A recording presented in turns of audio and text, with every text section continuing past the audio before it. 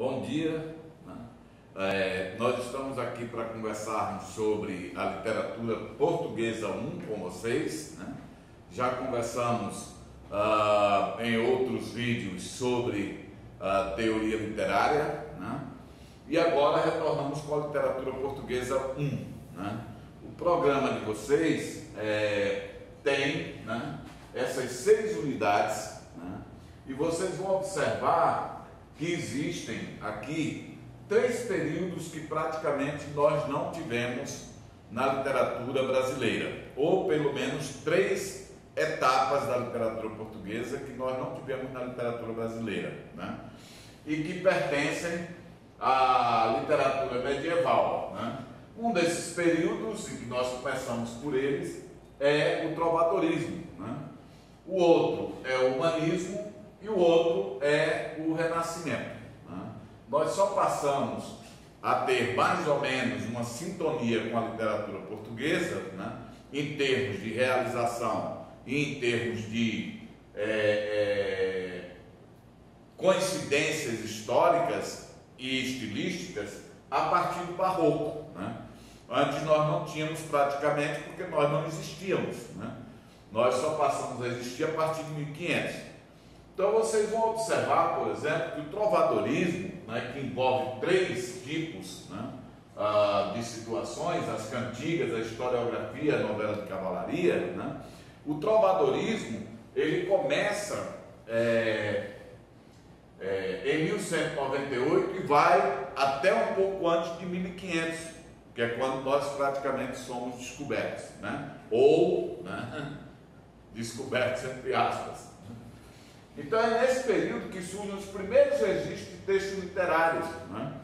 Numa região, na verdade, que importa esse modelo, né, de composição que são as cantigas. É uma região na França, ao sul da França, chamada Provence, né, de onde vêm esses textos até Portugal. Bom, esses textos são chamados de cantigas, né? E existem 4 tipos de cantigas, né? Nós vamos ver já já. A tese, né, ou as teses que existem sobre como essas cantigas surgiram, né, são também 4. Né?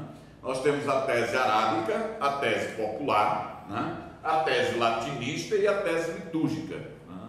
A tese arábica é a raiz árabe. Né? A tese folclórica é aquela que considera a origem popular, ou seja, ela surgiu no meio do povo. Né? A tese médio-latinista é quando Roma, né, digamos assim, expande seu território.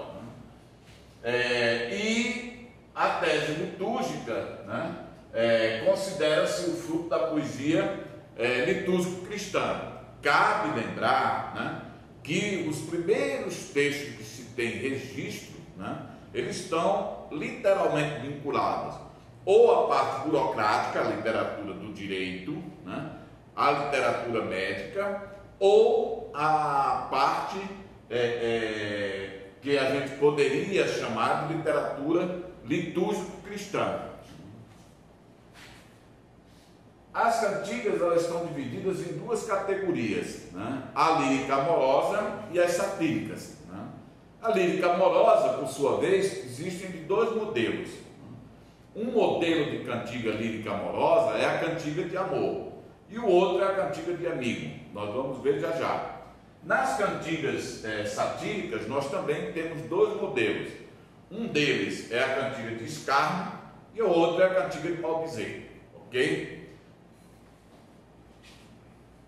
Bom, esse tipo de poesia, ainda que seja muito simplória, ainda que seja muito rústica, né, ela tem, na verdade, toda uma nomenclatura, todo um jargão, né, próprio. Né? Então, por exemplo, o verso, como nós conhecemos hoje, era chamado de palavra. Né? E quando ele era branco, sem rima, ele era chamado de palavra perdida. Né? E aí você tem, né, as estrofes eram chamadas de cobras, né, e você tem as cobras uníssonas, Aí você tem o recurso de encadeamento. O encadeamento, ele é usado ainda hoje na poesia, né?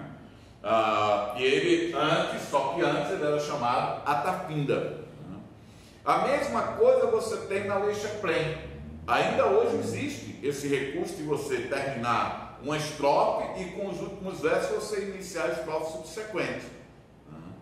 Mas nós, antigamente, chamávamos esse recurso de lei Chaplin. E assim sucessivamente, ela tem todo um vocabulário próprio, né? Aí vem o paralelismo. Para mim, é a principal figura, né? E que continua aparecendo até hoje na poesia contemporânea, né? Eu não vou falar aqui como poesia, mas vou falar como letra de música, né? Quando nós pegamos o poema do Djavan, né? Ou o texto do Djavan, né? A letra da música do Djavan, né? Meu bem querer, nós vamos observar essa estrutura paralelística, né? Como que é essa estrutura paralelística? É quando você tem repetições ou integrais dos versos, ou você tem repetições parciais, né? Ou você tem repetições de meras estruturas sintáticas. Então você tem, por exemplo, repete o começo do verso, é um paralelismo anafórico. Repete o total do verso, é um paralelismo total, né? Então quando você pega a letra do Djavan, está lá: meu bem-querer é segredo, é sagrado, está sacramentado em meu coração. Meu bem-querer tem um quê de pecado acariciado pela emoção. Meu bem-querer, né? Meu encanto, estou sofrendo tanto, amor, e o que é? Eu sofrer para mim, que estou jurado para morrer de amor, né? Então você tem a estrutura do meu bem-querer repetida praticamente em todo o início das estrofes, gerando uma estrutura paralelística. Claro que não é igual ao paralelismo que nós tínhamos naquela época, mas é uma estrutura paralelística. Bom, e aí aparece a forma como essas poesias ou esses poemas eram reunidos, né? Eles eram reunidos em forma de cancioneiros, né?